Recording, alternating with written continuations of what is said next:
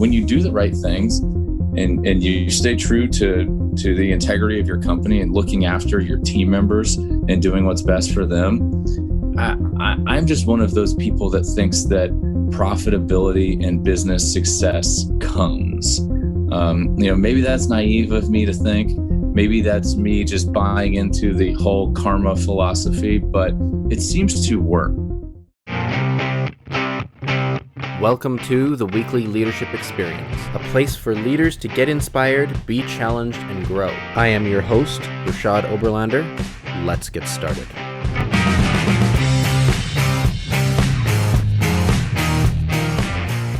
Today's episode of the Weekly Leadership Experience is brought to you by my 7-day Leadership Growth Challenge.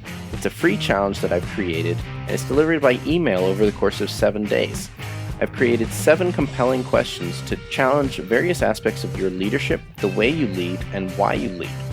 Go to rashadoberlander.com and scroll down until you find the 7-day Leadership Challenge, or look for the link in the show notes. And now, on with the show.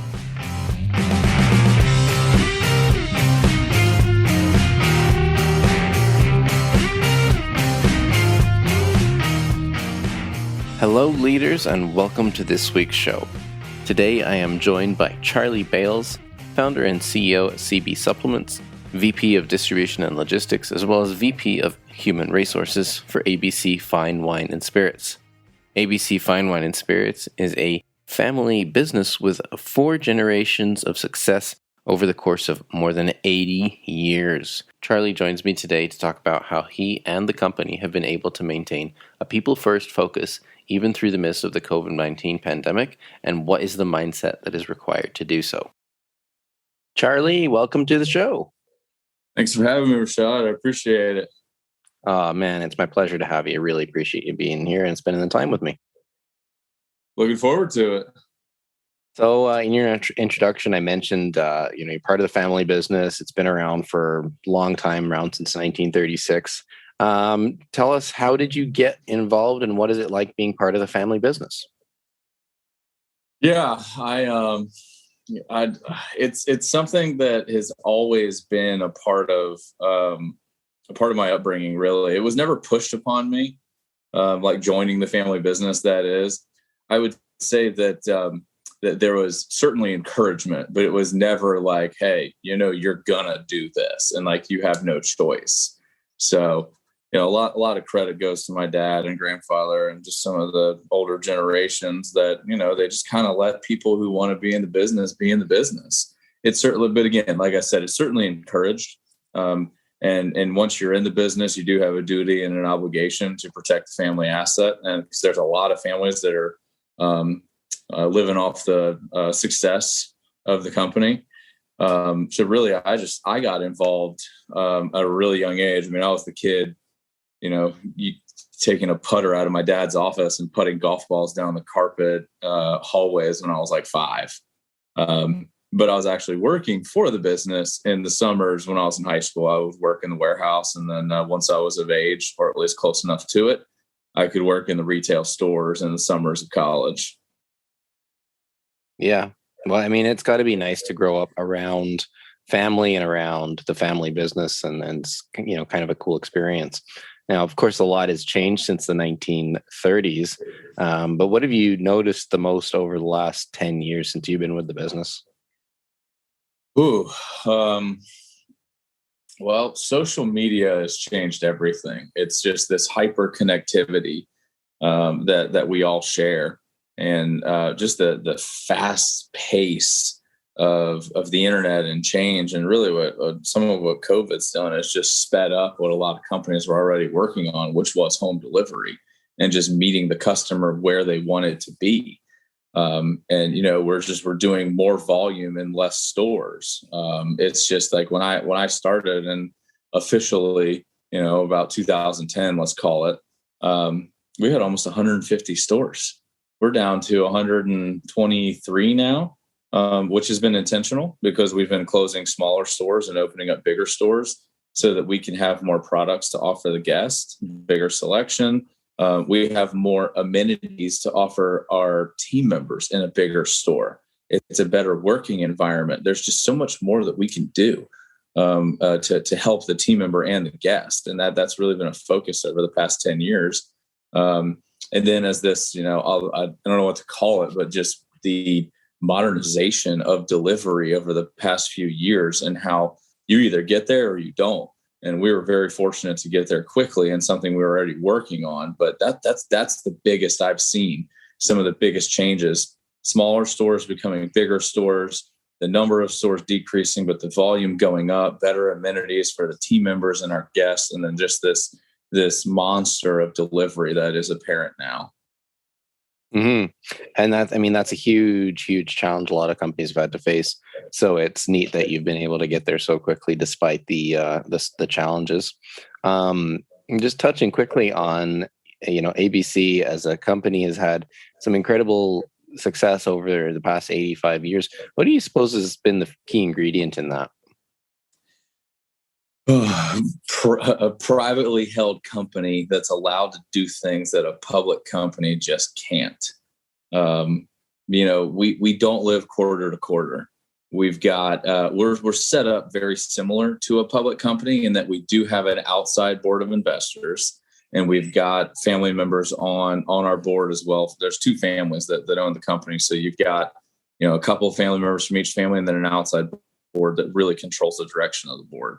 But that board has allowed the company to rebuild and take a couple of years of poor profits to invest in the future, where public companies, it's not in the DNA of Wall Street to have negative earnings, even for a quarter. Where we had negative earnings for 4 years leading up to COVID, because we were just investing and investing and investing, and really putting investing into our people and into our processes over, profit.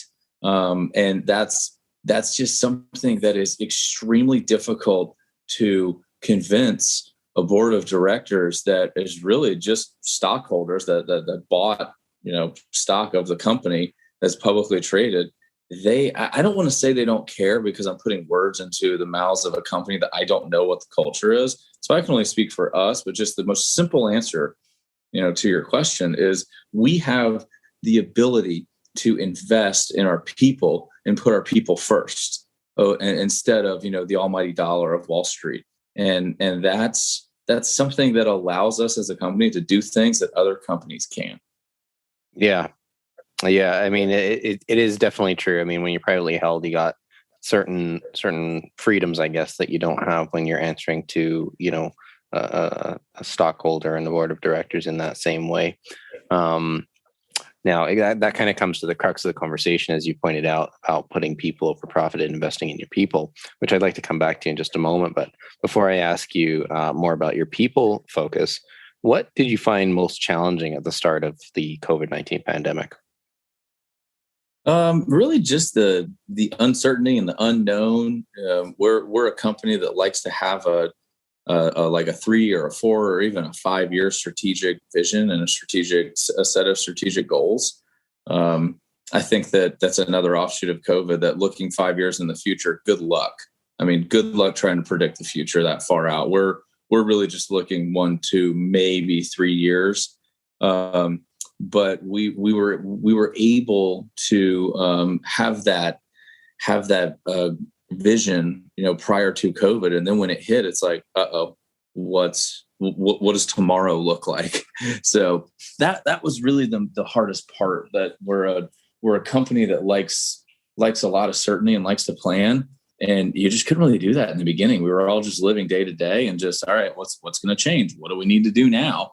But again, that was kind of easy for us, because our board and our executive leadership team just accepted that challenge and just accepted that, all right, we don't know what we're going to do, but we've got our guiding principles. We've got our core values. We've got our strategic goals, and that will lead all of our decisions forward. Yeah. I mean, it was really kind of like living day to day, like you said, right? Like you want to be planning so many years out, but things were changing on a daily basis, and in some cases continue to do so. So it can be challenging for sure. Coming back to your focus on people over profit, what are some of the things that you did at the start of the pandemic and kind of continue to do, keeping your people in mind first? Yeah. I'll tell you, one of the first things we did is we cut store hours. And this was after we were already dubbed an essential business. So that's, pretty much the government telling you to stay open, which is funny in and of itself, but different conversation. And I could explain why we're essential, but, we cut our store hours. I mean, and when you cut store hours, you lose money typically because you are you're turning people away. And why did we do that? Because we wanted to protect our team members. We needed time to clean our stores. We needed time to get ready for the next day. We wanted our team members to go home as opposed to working, late at night and then putting the store back together for hours into the wee hours of the morning and then coming back the next day to do it. What kind of quality of life is that? So one of the first things we did was cut our store hours to a single shift. So there was a ton of crossover between team members and carryover. I would say that's the most impactful thing that we did. Yes, we did everything else that you can think of. We had PPE before I knew what that acronym even stood for. We created those shields that protect the cashiers from the shopping and paying customer before anybody knew what those were, because we have our own maintenance department and we made them ourselves before we waited on a supplier to come out with one. So we did all of that, but just the main thing we did was cut store hours. Mm. Yeah, which with a business such as yours, I can imagine that was a big decision, and could potentially have had a negative impact, I guess. But you've talked about the positive impact and the growth that it still has brought you. What do you credit that to? Yeah, I think that if you just do the right thing, another offshoot of cutting store hours was that we closed our doors Easter Sunday last year, and typically we are closed 2 days of the year, Thanksgiving Day and Christmas Day, and now because of COVID, we're closed the third day. We closed for Easter again this year. So I mean, we're just if we could be like Chick-fil-A and close every Sunday, I think we would. I would love to do that because, I think that when you do the right things and you stay true to the integrity of your company and looking after your team members and doing what's best for them, I'm just one of those people that thinks that profitability and business success comes. Maybe that's naive of me to think. Maybe that's me just buying into the whole karma philosophy, but it seems to work. It really does, because we do a lot of stuff for our team members. The conversation in our boardroom and in our executive committee meetings, it's all about the team members. It's not about the guest. It's not about trying to beat our competition. We're playing the infinite game of trying to protect our team members. And we've been in business for 85, almost 86 years. So maybe it's not just this, corny, do the right thing and the profits will come. I truly believe that. And I think that we're a testament of that being an actual possibility for businesses. For sure. Well, it seems to me that businesses that are built on the foundation of doing the right thing and taking care of their people do tend to last the test of time. And I think that there's a number of businesses out there that you could look at that attest to that. And there's also, some very high profile individuals such as Simon Sinek and Richard Branson that would agree with what you're saying as far as taking care of your people, and taking care of your people leads to the success of the business, because the people at the end of the day are taking care of the customers. Now, as far as your focus on your people first and doing the right thing, is that something that you grew up with? Is it something you developed over time, or how did you come to that kind of mindset? Yeah, it's something that I think I've been exposed to my whole life. I give my parents a ton of credit, that they raised my sisters and I. They really raised us the right way. They just ingrained it in us. I have heard my dad say probably a million times, just do the right thing. And I was the kid that I never really got in trouble as a kid. I remember one of the worst days that I felt. Well, I got thrown out of a little league game, which is hysterical. But I'm a pretty competitive dude, and that's a funny story. But when I came home, like, there was no yelling, there was no screaming. My dad just said, I'm not upset with you. I'm just really disappointed because you didn't treat the umpire with respect and you didn't do the right thing. And I was like, oh gosh, can't you just yell at me or like just tell me I'm terrible? But no, it's just disappointed. So, it's things like that. That was my upbringing. And then it's the same thing working for your dad in the family business. I don't think he's ever yelled at me. And some of the stupid mistakes that I've made over the years, he's just kind of said, all right, let's decompress and talk about this. Did you do the right thing? Well, I guess not. And then just that learning process. So there's a ton of credit there. And if I haven't heard him in particular say, just do the right thing. And now it's become part of my everyday speak. And now that I have 3 little kids, they're 8, 6, and 2. So I guess they're not too little, but our house is nuts. All of that rings very, it hits at home big time, especially with my 8-year-old girl and my 6-year-old boy, Finn, and Vivian's the girl, because they're kids know right from wrong. And heck, they know right from wrong way before they're 8 years old and 6 years old. So just teaching them to do the right thing and just, too much is given, much is expected. That's something that I think that we take very seriously in my family, in our business. It's an honor and a privilege to have a very successful family business. And it's our duty to protect those who protect our company. And that's all of our team members. So, that's just, I guess that's been ingrained in me. Maybe I've drank the Kool-Aid, but I couldn't even remember when I drank the Kool-Aid because it's just been a part of my vocabulary for so many years now. Yeah, which is great. And I love that the family kind of just embodies that mentality. However, I feel like in business, there's often so many competing priorities. And, although you're privately held, and don't have certain, demands that a public company would, like there's priorities, there's the need to make money, there's a whole bunch of different things that would come into play in terms of, the executive decision. So how do you always maintain your focus on people over profit, treating people with respect and doing the right thing? Radical transparency, which is a term that I've stolen from Ray Dalio, which is a great book, Principles. It's a thick book, holy smokes, but there are so many good things out of that. And, he runs his wealth management firm. I can't think of the name, but radical transparency is one of his guiding beliefs.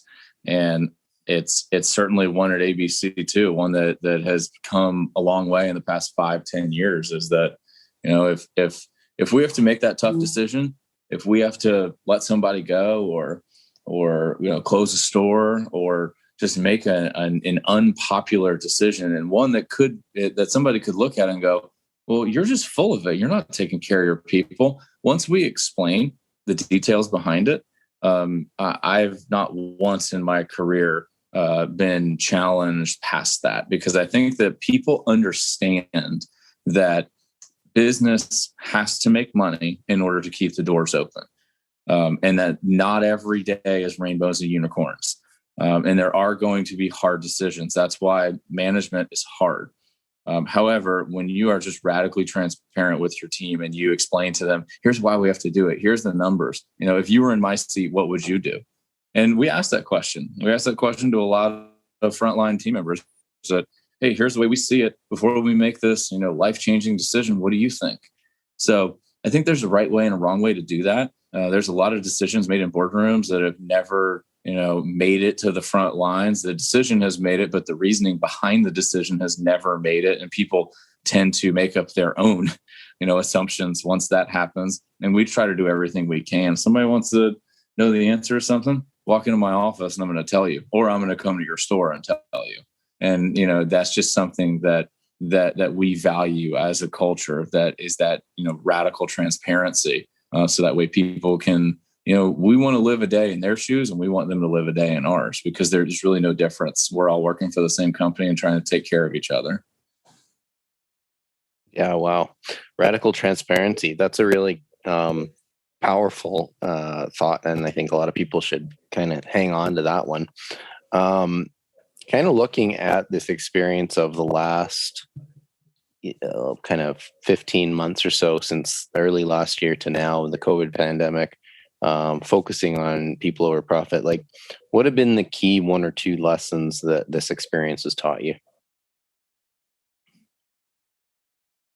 Man, that's a really good question. The first thing that pops into my head is just staying true to your core values, to who you are. And we are a company that values our team members. Our mission statement is that we make everyday celebrations better for our team members and guests, and team members is in front of guests, and we take care of them first. That's for a reason, and we just stay true to that. When you have uncertain times and you have no clue what's going to happen, you just stay true to that and you just don't waver. So, I think that that's one thing that I've really seen it pay off in a really good way, is just stay true to your values. Don't waver from them. So that's the first one. And then the second one is just be patient.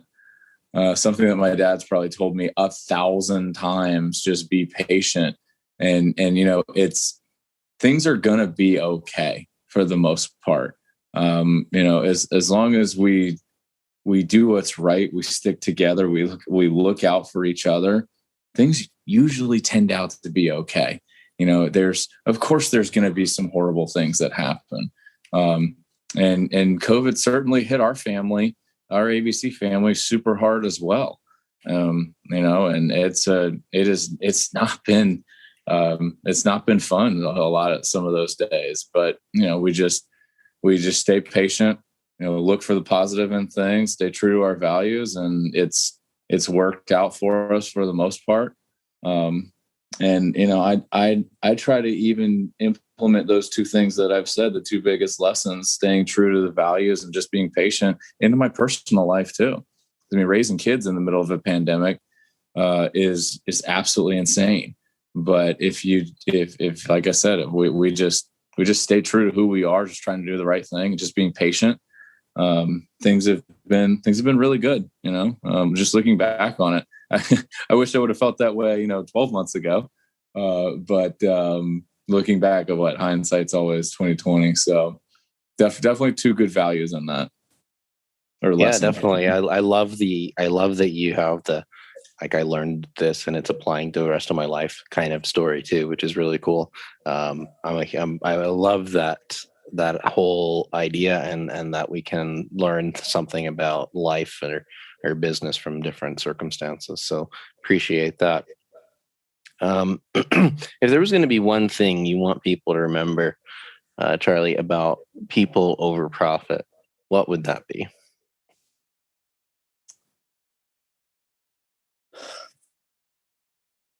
Golly, you're just full of really good questions. Really tough questions, but I think that we're all not that different, and just try to put yourself in someone else's shoes, and that really goes both ways. In any executive, go work with the front line, go get feedback from them, go be in their shoes, and then it gives them an opportunity to be in your shoes. And so it's just we're all trying to do the same thing. We're all on the same team. We're all in this together. And we live in such a me selfish world. And it's even instilled in us with the individualistic culture that America just has, and that the two political sides absolutely demonize each other. We just live in such this segregated world. But if you can try to bring it back towards the middle and just see that we're all not that different, we all put our pants on the same way. that can really pay dividends. And that's something that we try to hit home every day in what we're doing with ABC. We're all on the same team. We're all rowing the boat in the same direction. And when you do that, great things tend to happen. Go try to row the boat the opposite direction of the person right next to you. You're not going to go anywhere. And it's a simple analogy, but like it's pretty powerful too. And just recognizing that we're all not that different. I think that that's a huge lesson. Yeah. Boy, if people remembered that more often and put aside, the kind of extraneous differences, like we're all people. We're all people. Right. Very powerful. I do a lot for ABC, but one of my main jobs, I oversee human resources. So we are doing hundreds of thousands of coaching conversations with team members every year. And if I've learned anything over the thousands of hours of spending time in those, employee relations issues, it's that usually the truth is found in the middle, and the best answer is in the middle when the two sides meet in the middle. And if people would just remember that, that swallow your pride a little bit and realize that you're probably half right, but that means the other side's half right. Well, guess what? Everybody wins if you meet there. It's so simple. Simple, but not easy. Right. But I love that. That is something for everyone to work towards, for sure. Last couple of questions for you, Charlie. What is one thing you know about life or leadership that you wish everyone knew? It's okay to ask for help. I kind of just tagging on to the last answer that leadership is not on the individual, yet we empower the individual so much, and we think that asking for help is a weakness. And I've been guilty of that as well in my upbringing. That you want to be the strong guy that does everything themselves. It's so wrong. It's a recipe for disaster. It's a recipe for burnout and just self-explosion. And just ask for help. There are people that have been there and done that want to help you. And I wish that they taught that in master's programs, which I have my master's program, and they didn't really teach a ton about asking for help. We talked about teamwork, we talked about collaboration, but at no point did we talk about it's okay to go to the boss and say, hey, you know what? I need help. And I don't know how to do this, but I want to learn. That's a really good quality. Yeah, that is definitely a kind of looked down upon thing in a lot of times. I mean, there's plenty of businesses that don't have that culture where asking for help is actually encouraged, but it's definitely something that I think generally the business world needs to continue to work on too. Agreed. Last question for you. When it's all said and done, what 3 words do you want used to describe your life? Well, one of the first words that comes to mind is just genuine. That I'm just I'm a genuine person. I'm not trying to lie to people. I'm not trying to do things the wrong way. I'm just a genuine dude. I'm wildly in love with my amazing wife and have 3 awesome kids. So I think another word would just be family in there. I mean, I love to say husband, I love to say dad, but then I'm going to run out of words. So we'll just combine them and call it family. And that's there's a powerful, there's powerful lesson in that family aspect, that I would be nothing without the love and support of my wife at my house. And that stable household makes me a better executive at work. It makes me a better father, which gets back to asking for help and not being an individual leader and, being a part of a team. And I think that the last word would be something like inspire, that we only get one chance at this life. There are so many things to that if you wanted to get sucked into that could take you down. But just don't, wake up every day, be inspired, inspire yourself. You're not going to inspire anybody on the planet unless you inspire yourself. You're not going to inspire your 8-year-old little girl unless you're not inspiring yourself. You're not going to inspire those to change the world or to take their health seriously or to invest in themselves if you're not doing it. That's something that I have very powerful self-talk every day, that like, am I inspiring myself right now? Because if I'm not, why would I inspire anybody else? So let's go with those, the genuine, family, and inspire. Those are cool. And I know that the question puts you kind of on the spot, but those are some very thoughtful answers, and I love it. Very cool. Awesome. Well, Charlie, we're at the end of our time here, but before we wrap up, what would you like people to do to learn more about what you're up to, connect with you, and maybe learn about what's going on? Yeah. So you can reach out to me on LinkedIn. Just search my name, Charlie Bales. You'll find me. Somewhat active on Instagram. It's CE Bales. The E's for Edward, my middle name. And I'd love to hear from people. I'm just a genuine guy who likes to talk to people and likes to inspire others. Really, that's my life motto. That's funny I use those words when you put me on spot, but my life motto is just to inspire others to inspire themselves. So I am that crazy person who wants to make the world a better place, any way I can. So if you want to reach out to me any way I can help, I'd love to do it. Thank you so much for having me on the show, Rashad. It's an absolute pleasure, Charlie, and thank you for sharing and for connecting with me. This has been a really good conversation. So I look forward to everyone listening to this. You can check out the show notes at rashadobelander.com. Look forward to speaking with you next week. Stay awesome. If you've enjoyed what you've heard today, would you head over to Apple Podcasts or wherever you listen to podcasts and subscribe, leave me a rating, leave me a review, and share this with a friend. It spreads the word and helps the podcast grow. You can also find me on social media at RE Oberlander. Until next time, stay awesome.